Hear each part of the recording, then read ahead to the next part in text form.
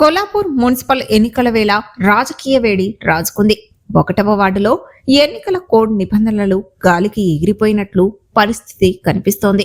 Polling కేంద్రానికి 100 మీటర్ల లోపల ప్రచారం చేయకూడదన్న కనీస నియమాన్ని విస్మరించి కాంగ్రెస్ నాయకులు యథేచ్ఛగా ఓటర్లను ప్రసన్నం చేసుకునే ప్రయత్నాల్లో నిమగ్నమయ్యారు. ముఖ్యంగా 1వ వార్డు కాంగ్రెస్ అభ్యర్థి భర్త సతీష్ వ్యవహారం ఇప్పుడు పెద్ద చర్చకు దారితీస్తోంది. ఆయన ఒక ప్రభుత్వ ఉపాధ్యాయుడిగా ఉండి కూడా నిబంధనలకు విరుద్ధంగా నేరుగా ప్రచార రంగంలోకి దిగడం వివాదాస్పదంగా మారింది. ఓటర్లను రకరకాల ప్రలోభాలకు గురిచేస్తూ పోలింగ్ కేంద్రం వద్దే తిష్టవేయడం తీవ్ర కలకలం రేపుతోంది. ఇదే సమయంలో కాంగ్రెస్ శ్రేణుల తీరు మరింత విస్మయానికి గురిచేస్తోంది.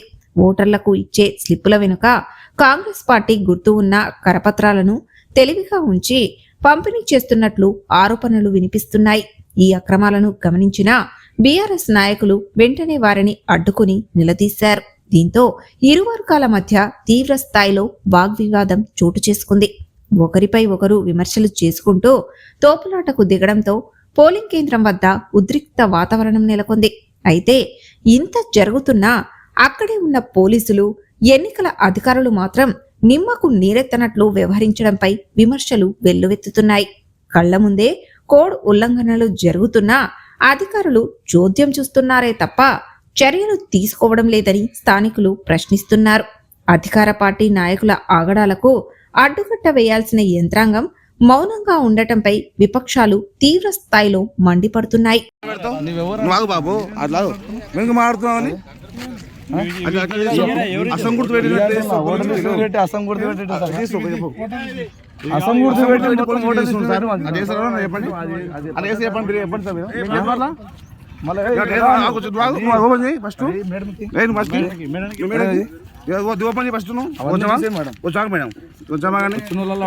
ఇవన్నీ చేస్తారు.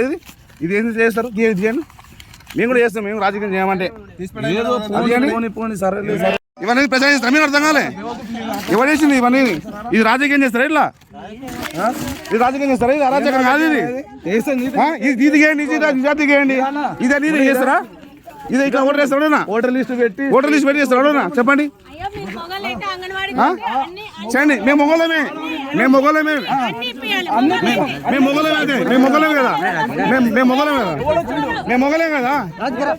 మొగలమే కదా చెప్తున్నా. చేస్తాడా? అది చేస్తారా? మేము మొగలం కాబట్టి ఉన్నాం ఇక్కడ. మేము మొగలం కాబట్టి ఈరోజు మేము మొగలం కాబట్టి అక్కడ పోలే. మేము మొగలం కాబట్టి ఉన్నాం ఈరోజు కూడా.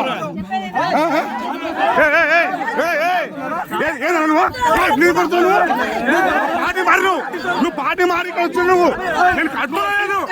పార్టీ మారికి వచ్చాను. ఎంప్లాయీ వచ్చినావు నువ్వు.